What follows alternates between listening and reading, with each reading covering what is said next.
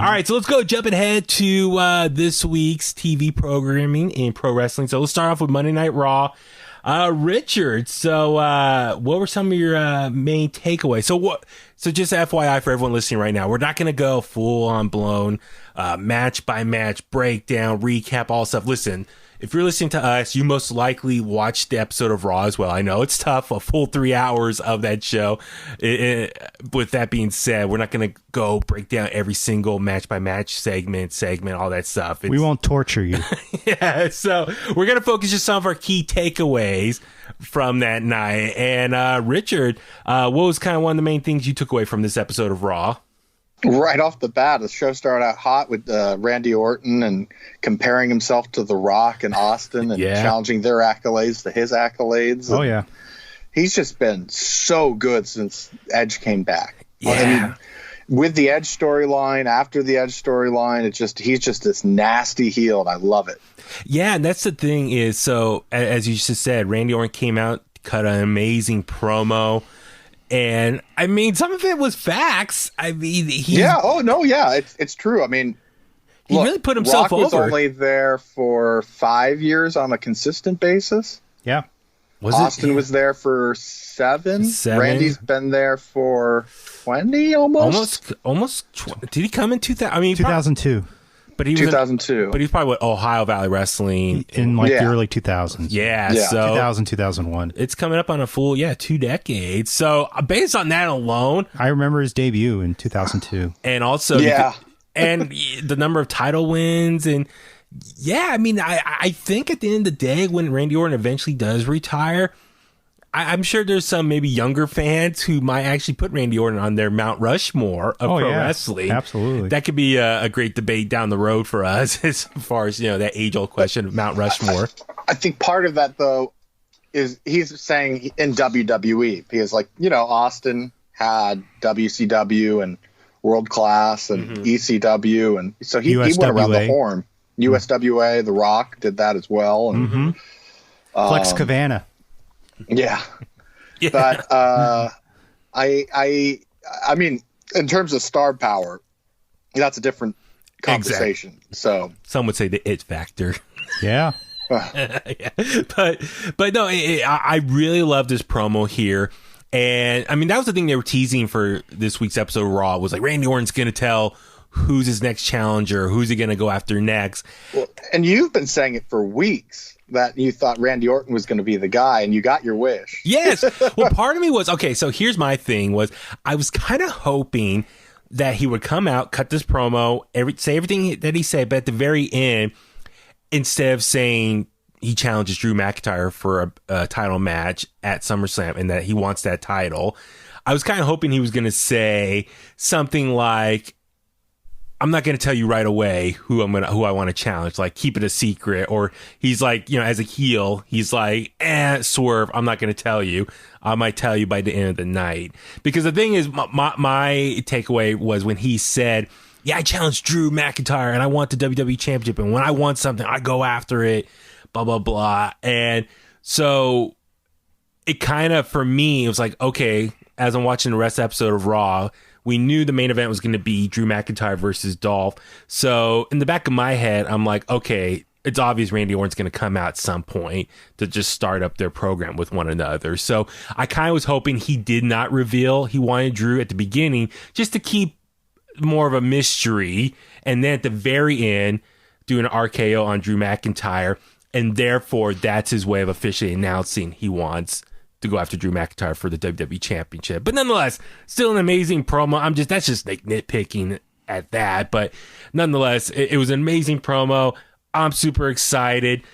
And listen, I know we're 3 weeks away now until SummerSlam, but just early predictions. Richard, who do you think is going to win here between Drew McIntyre and Randy Orton? Oh, it's too early for me to give you an answer. Ooh, okay. So for me, and this is tough. Like, I love Drew McIntyre. He's a friend of the show now. We talked to him twice earlier this year, and each time we talked to him, he won the Royal Rumble and the WWE Championship. So I like to think we're a good luck charm. But at the same time, you got to look at Randy Orton, and he has been arguably the best thing going on Monday Night Raw for the last 6 months. Best heel, but best promos. But if Randy wins, then where do you go with Randy from there? Because Drew can have that chase. Randy's got to have another opponent lined up. Okay, I'm trying to think who else is next in line. If Drew beats him at SummerSlam, then Randy can keep chasing and take out other people to get to Drew.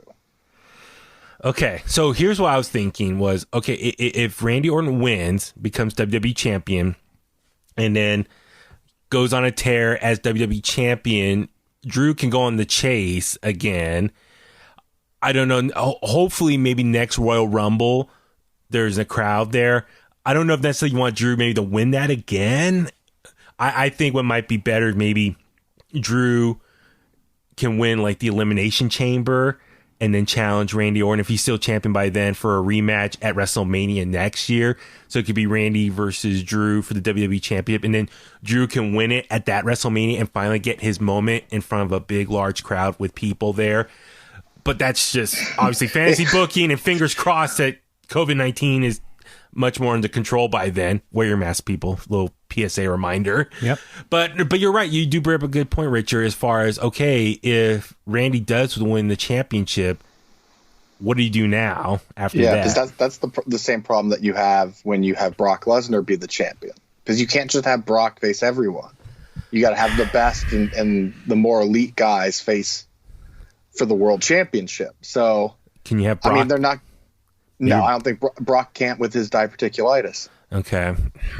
So that's an interesting question. Yeah, it's like and he lives on a farm, so he can sustain himself for quite a while. Yeah, man. Then it's a really interesting question as far as, okay, sure, Randy can win the championship, but yeah, what do you do after that? Because it's like, I mean, I guess Edge. I was gonna say Edge, but Edge is not. Edge makes sense, but if you have Drew win at SummerSlam, whatever the next month's pay-per-view is, Randy could win it there and then start that reign to give a little more buffer room before Edge comes back and Edge can challenge. Okay. Yeah. I can see that. It's and the only reason I was thinking why Randy Orton should win is because he already is claiming to be the greatest wrestler right now since he won, quote, the greatest wrestling match. Is he not? And plus, their roster right now, there's not that many strong baby faces outside of Drew McIntyre, so you got to get that. I mean, and Drew's it makes more sense for Randy to chase Drew right now than for Drew to chase Randy, is my thought. Okay. Yeah. Yeah, and then that's a very valid point, so it'd be interesting to see. Man, okay. Let's sit on that. Think about it some more. If you're listening right now, go ahead and tweet at us at In The Kliq. Yeah, what would you do? Would you put the title on Randy Orton? Would you keep it on Drew? And then, yeah, how would you book the next couple months after that? Yeah, just make it a poll question. Yeah, I should do a poll question on that. Sure. Yeah. Let's jump ahead. Also, the big event from that night, this past episode of Monday Night Raw, was the WWE, the Raw Women's Championship was on the line. Asuka taking on Sasha Banks, and unfortunately there was a lot of stipulations on this match. Yeah, so last week's episode, Stephanie McMahon came up on the big screen and said that whoever wins, they can win by pinfall, submission, DQ, all these added stipulations that they can win in multiple different ways. And so that really set up the stakes that, it doesn't, if DQs, all that is applied into the equation. So this match, Richard, okay, well, let's talk about our initial thoughts about the match, and then we'll talk about the finish, because the finish set Twitter on fire this past Monday night, just reading all the comments and the hate and people's frustrations and how upset they were. But let's talk about the match itself. What'd you think of the match between Asuka and Sasha Banks? Stellar. I thought the in-ring bell to bell was really good. The finish, it's whatever, but they gave us a really good match. The ending gives you a story, so I don't know why people were complaining as bad as they were, and people like Sasha Banks. It's really, I don't know if I texted one of you guys this or William, but it's funny to me how bad people complained that Asuka won the belt, and it felt like it was handed to her because she won Money in the Bank. Yeah. And then she gets screwed out of the belt, and then people are mad that she's not the champion anymore. It's like, you were just complaining that she's not really the champion. So... Well, I'm glad you say that, because total hypocrisy right there. Total hypocrisy. Exactly. It doesn't matter. This is exactly feeds to Daniel Bryan when he was the Earth's champion. Yeah. Planet's champion. Planet's champion. How everyone in the WWE universe is fickle. This once again confirms Daniel Bryan was right like a year ago that you guys are all fickle. You're never happy. You're always flip-flopping. It is true. I mean, look. People complain about WWE's booking and Vince's booking, but when they give you a Monday morning quarterback thing, it's predictable. Mm-hmm. So it's like when Vince does give you what you want, like WrestleMania 35 when Becky won and everything. Was that 35? Yeah. And when everyone, Kofi won. everyone won that the internet wanted to win, and the next week they were old news and they wanted something different already. They were already bored of Kofi. They were already bored of Becky. So is Vince wrong when he gives you something else? That's the thing. It's like, and it was also like that for AJ Styles too. Everyone thought they got fed up with AJ because they thought he was a boring champion at one point. And that's Seth Rollins. Him too. Yeah, I mean it's tough. You can't please everyone when it comes to the WWE universe, and that's just an ongoing issue with wrestling. And Twitter is the silent minority or the loud minority. Exactly. Yeah, absolutely. You know, everyone can voice their opinion, and then you can see all the negative stuff there and just focus on that and just realize, God, it can be such a toxic environment out there. So for me, and yeah, you're right. Like the thing about WrestleMania, most of the time, it's always, they give you like the big Hollywood happy ending. As far as, sure, other parts of the year, there might be bad booking, this or that. But yeah, when it comes to WrestleMania, for the most part, they try to wrap up their storylines and put a nice bow on it and end it properly. And so most of the time, we get these fairy tale endings. As you said, Kofi winning, Becky winning. That's just, within last year. This year, Drew McIntyre winning. I mean, the list goes on. They always, for the most part, let the baby faces win at WrestleMania, so you have that happy moment. Everyone leaves happy for the night. But yeah, as you say, within a week or two, though, they get bored. And I mean, the attention spans of people nowadays is just so short. I think that's just the product of social media. We got what we wanted. What are you going to give us next that we want? And they don't know. And so, yeah, I'm with you. I thought the actual match between Asuka and Sasha Banks was awesome. They have great chemistry together between this and the pay-per-view. They're delivering stellar matches. Now, unfortunately, the finishes is what's kind of just putting a big old cloud over these great matches. So for me, okay, I'm trying to think at my older age. I'm trying to be a little more mature and rationalize these booking decisions. So follow along with me. So we see at the beginning of the match, we see Bayley getting chased out by Kairi Sane, and they just leave, and they're gone for the rest of the match. Then it was at the very end. I mean, Asuka and Sasha going back and forth, awesome stuff. And then for some reason, the screen just pops on, and you see Bayley just beating the crap out of Kairi, and like throwing her against the wall, and Kairi screaming Asuka. Yeah, she's like this blood scream, like Asuka, like just crying for her friend. And so I hear that, and I'm like, someone go save her like that. Like, I'm feeling bad, even though Kairi is a former champion. I think can handle her own. She can fight back, but she's obviously playing the role of victim here. And so, okay, just on paper, let's just look at it as this way. Asuka, she sees her best friend getting pummeled to death backstage. Of course, you're going to drop everything you're doing and run to go save them, because it shows Asuka. She's not a bad friend like Drew McIntyre is.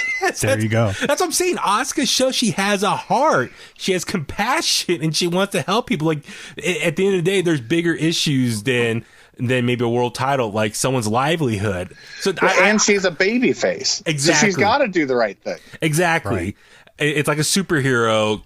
You can age-old question. A good villain will have a superhero make them decide between two things, and usually the thing you got to make that sacrifice. Yeah. So, make that ultimate sacrifice. So now, okay, as far as the actual booking of the match, if you want to break it down, nitpick this, sure, it sucks because Stephanie McMahon put that stipulations, a count out can also change the title from hand to hand. Yeah. So, well, the bad guys outsmarted the good guys. That's all that happened. Yeah, and I'm watching this, and part of me is like, okay, Asuka has Sasha pretty much like knocked out.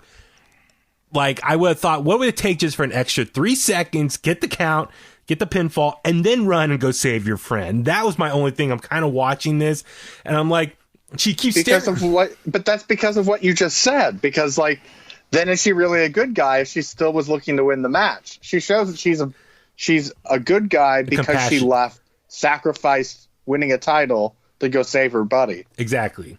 So I think when you step back and look at it, because I think that's some of the dialogue of what we were talking about where wrestling fans aren't happy. Yeah. They go to Twitter and they tweet these things and they get validated by people instead of talking to someone about it. Because I'm sure like the three of us right now are probably liking it a lot more than when we started this conversation. Exactly. Because it is good storytelling when you break it down. Yes. And that's the thing. I think people are just upset. It's like, oh my God, Asuka looks like an idiot. She had Sasha beat. Instead, she runs out and leaves. And then because of that stupid stipulation, she gets a count out and Sasha just wins from laying there. Sure, yeah, that sucks. But yeah, let's take a step back, as you said, and let's look at the bigger picture. Asuka shows she has a heart, and this is more reason why you want to support her as a baby phase. And then moving forward, I assume she's gonna get back at them, get revenge, and when she wins the title officially, it'll be that much more sweeter, much more reason to care. Yeah, it'd be that much more special. And well, if like you were saying, if you're a cop and there's a house on fire, are you gonna chase down the arsonist because you can catch them, or are you gonna run the house and save the person inside? Great point. That's yeah, it's very true. So. We need to make a drop of Daniel Bryan. Fickle. Like I'm on it. Okay, good. Consider it done. But yeah, and so kind of like after that match, you see Bayley come running out, and they're celebrating. Each of them holding up their respected titles: the Raw and SmackDown Women's Championship and the Women's Tag Team Championships. And right away, people are saying, "Here we go, 2-woman power trip." A callback to when Stone Cold Steve Austin and Triple H had all the titles back in 2001 it was, had the tag titles. You know what that is, Danny? That's such nice shirt. That's such good ass. I'll just say, that's all. Oh, whoa! You get that from WWEshop.com? Yes, sir. Awesome! It's the puppet of Vince McMahon from Bray's match. Oh, it's so cool. So, but yeah, that's the thing. And there's right away people make comparisons. Sasha and Bayley are the 2-woman power trip, and I love it though. It's so they're like when the Iconics get a lot of screen time. They're just so annoying that you can't help but to like enjoy it. Yeah, exactly. Like them on commentary and it's just terrible. Exactly. I mean, they're playing the great part of being heels right now. We're hating it, and we want to see them eventually, get their ass handed to them and stripped of the titles eventually, or lose the titles. My one thing, and I just want to say this real quick before we move on, was I saw some people online, what they like about this is, okay, when Austin and Triple H were the 2-man power trip, unfortunately that storyline got cut short because Triple H had his quad injury. And then, the next week on SmackDown, whatever, Stone Cold just said, Triple H got hurt, and that's what cost us. I'm done with him. And that's how they just wrote it off. And that was the end of it. So we never got to see that storyline fully play out. So a lot of people are thinking this is maybe WWE's way of a make good. And maybe the powers that be who might remember how that story was supposed to play out can finally play it out, but now with Bayley and Sasha. Do you think that's a fair observation, or do you kind of want to see how that plays out? I think now the stakes are that much higher for eventually, if they lose all the titles, that it justifies them splitting up and then going at each other down the road. I think that's exactly what's going to happen. I think at some point they're going to have a show where they're going to have to defend all their titles in separate matches, except for the women's titles. Yeah. And they'll lose there'll be a clean sweep. We'll have all new women's champions, and that's when they're going to have their big blow off. Yeah. So I'm with you, and I think there is a rumor right now that there's going to be a Evolution 2 because Asuka keeps talking about it in interviews. Mm-hmm. So if there was ever a time to have them lose everything, it's at Evolution 2. So yeah, no, I saw those rumors too, and now like another rumor was SummerSlam, and then like the following week they're gonna have not Extreme Rules. I'm sorry, Payback. I don't think it's official yet, but like the rumor is, so they're going to go from SummerSlam to Payback, and then their next pay-per-view in September, which I think was Clash of Champions or something. I don't know but as far as them doing Evolution 2, I think that's still up in the air. So I'd be curious if they do it. I think they should do it. It makes sense. You know, just the women's division there is just stellar and deserves their own pay-per-view again. But yeah, so we'll wait on seeing that one. But just last chance to wrap up talking about Raw this week. So I think now it's kind of obvious that Kairi Sane is now officially done with WWE. And I guess that's how they're going to write her off, was this really bad attack from Bayley. And we even saw later on the night we saw Charlie standing outside the trainer's room. Asuka comes out, just looks so sad. And literally she looks like she just snapped and starts just, yelling in Japanese. And it looks like this just snaps her, and she is now a woman. She wants revenge. So that's the only good thing. It's totally something out of Dragon Ball Z. Yeah, but I'm just saying, like, this might be the setup of something awesome. As far as, sure, it sucks that she lost the title, but now if we get this, like, badass Asuka going on NXT Asuka? Yeah. Like, seriously, like a rampage to get back at them. This is awesome. Like Asuka, like just the killer instinct. I think this is a great thing, and that's total Mad Max vibe. So it's this moment sucks, but the booking sucks. But long term, this could be something really fun for Asuka's character. So that's what I'm excited about. So real quick, just go around the room. So it's official that Kairi's leaving, because even WWE on YouTube put like a goodbye and thank you video that I'll go ahead and put on Facebook and Twitter at In The Kliq shortly. Yeah. But they just said thank you, Kairi, and they said she's moving back to Japan. And so Richard, just real quick, your thoughts on Kairi Sane's time in WWE and maybe like her legacy, and just, I don't know, any favorite moments of her time in WWE. Just kind of put a bow on just us talking about her. I think overall an extremely successful run. Mm-hmm.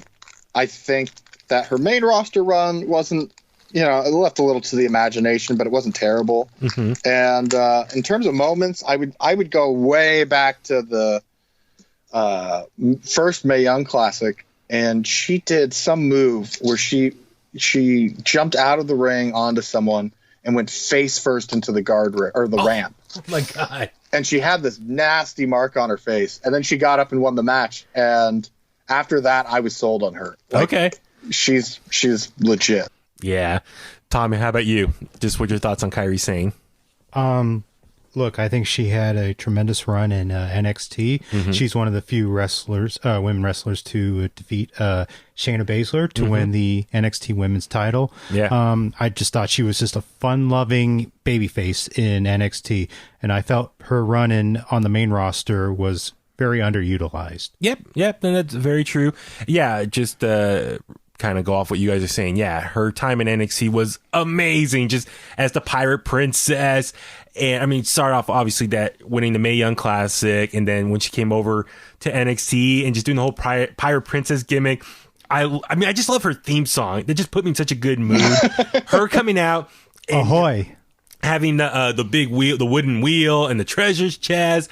And then eventually, as you said, she defeated Shayna Baszler, became NXT Women's Champion. She brought it out in the treasure chest as well. That was just truly memorable. The details of that was just awesome to her character. Great storytelling. Pirate Princess, even like, what was it, the Royal Rumble one year where she was climbing the rope, very much like pirates would climb the ropes on the side of a ship. Oh, yeah, I remember that. So just those details, like she's really playing it up for the Pirate Princess role. And she was just so much fun. And like, listen, she has arguably the best elbow drop outside of Macho Man Randy Savage, R.I.P. Since Randy Savage. Because the way she just delivered, she gets not only so much air and height with that, but it's like a cartoon. The way she kicks her legs out.